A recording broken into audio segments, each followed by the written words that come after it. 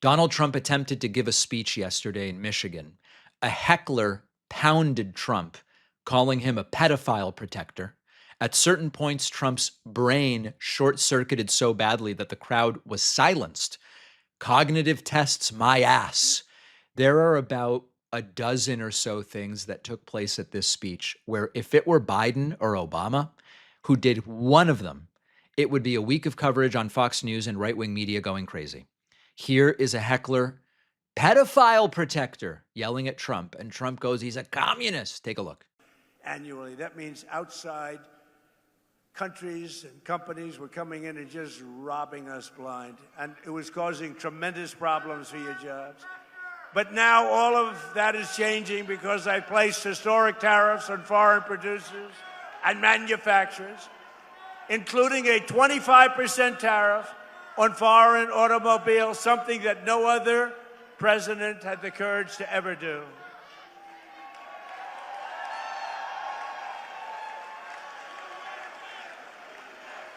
He's a communist. He's a communist.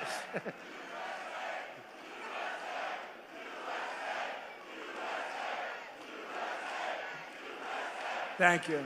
He's a communist. We're running against communists. Now, this is great. What's going on? But we're going to win very big. No, I didn't even hear the guy. I think I got it. You know, a lot of things are communism. Communism is a thing. Communism exists. Opposing pedophiles is now communist. Things have gotten really crazy. Trump glitching badly at a lot of different points, including talking about Barack Hussein Obama. Who's that? Well, you know who that is. Obama would say, remember Barack Hussein Obama. Obama.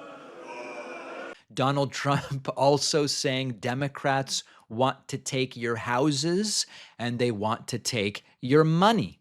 No, I didn't even hear the guy. I think I got it. You see what they want to do? You see what they want to do? They want to take your houses. They want to do things that nobody's ever even thought of before. They want to take your money. They want to raise your tax up to 80%. I gave you the biggest tax cut in the history of our country, so we'll keep it there.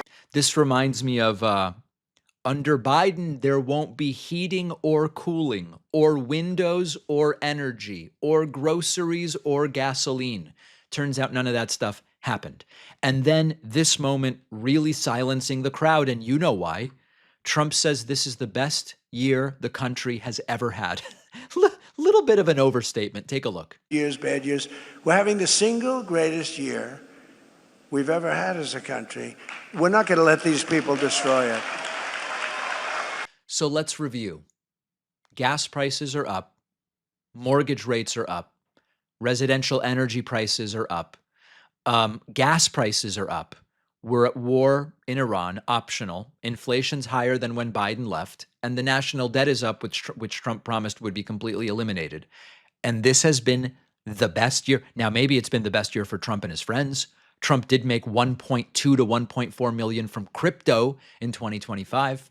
But the best year for the average American, I don't think so.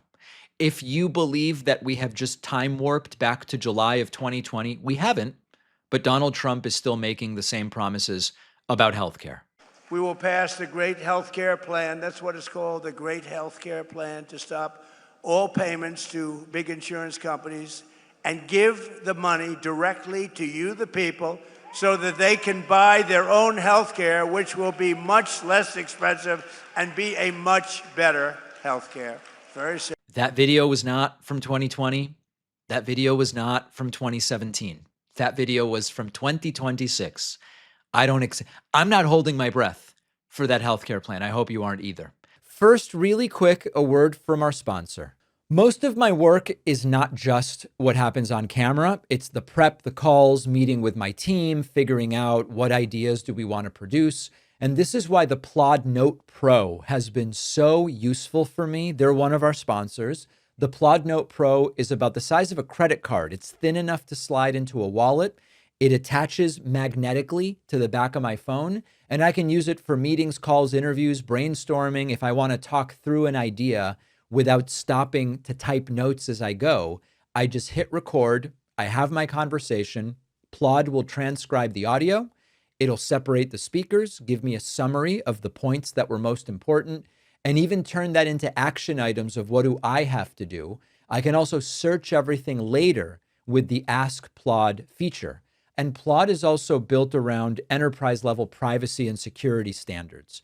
Check it out. Go to plod.ai/Pakman and use the code Pakman for 10% off all products. The link is in the description. Now, back to the video. Want to hear maybe the cultiest thing that Donald Trump has ever said?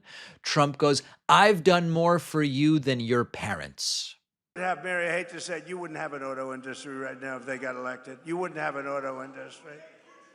But I don't know what happened to the guy. Somebody said he got fired, but I can tell you, the people that count, those people love Trump. Because I've done more for you than your parents, okay? Your parents are good. I'm not going to knock your parents, but I have been better to you than your parents. That I can tell you, and they would agree with me. Wherever they may be, they would agree.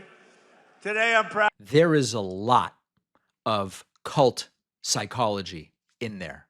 One of the things cult leaders do try to do is separate the cult members from everybody else in their lives and their families. Your old friends, they're not going to understand your allegiance to me.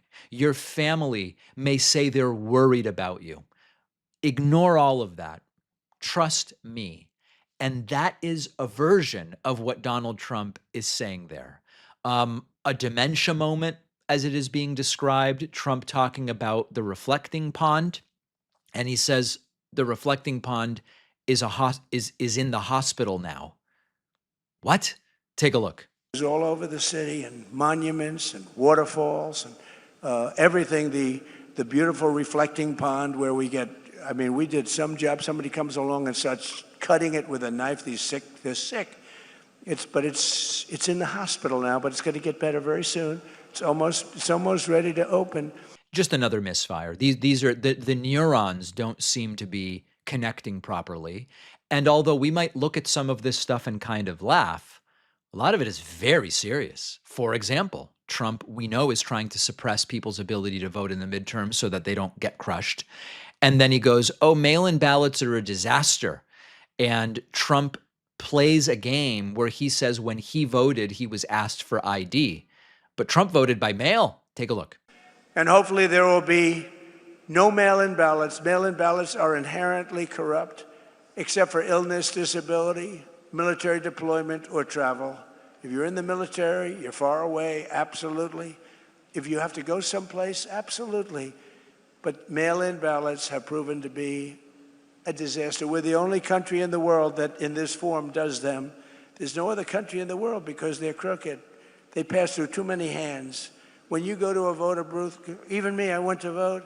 Sir, may I please see your identification? Sir, I'm so embarrassed. I know you're Trump. Please, do you have some identification? I don't want to lose my job. I whipped out, I was lucky, I had some kind of a card on, man, and I didn't even know, but I gave it, thank you, sir. So I'm so embarrassed. She kept apologizing. I said, don't apologize. You're doing your job. That's what you're supposed to be doing. It was so beautiful. Some kind of card? Now, if Trump sounds confused to you, it's because Trump made this up. Trump's voted by mail for a very long time.